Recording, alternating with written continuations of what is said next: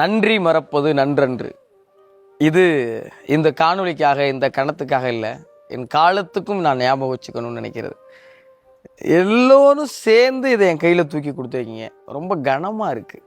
அவ்வளோ அன்பு உள்ள நண்பர்கள்லாம் வந்து சொன்னாங்க, வெளியில் உங்களுக்கு பெரிய ரெஸ்பான்ஸ் இருக்குது அப்படி இப்படி சொன்னாங்க. அப்போல்லாம் ஒன்றும் தெரியலை. ஆனால் அதை வந்து பார்க்குறப்ப அவ்வளோ வியப்பாக இருக்குது. எனக்கா, நிஜமாலே எனக்கா இவ்வளோ அன்பு? எனக்கா என் உழைப்புக்கு இவ்வளவு அன்பு கிடைக்குமான்னு அவ்வளோ வியப்பாக இருக்குது. மலைச்சு போய் நிற்கிறேன், பேசவே முடியலை. எப்படி நன்றி சொல்லலாம்னு யோசிச்சு பார்த்தா தெரியலை. சரி, நன்றினே சொல்லிடலாமே அப்படின்னு தோணுச்சு.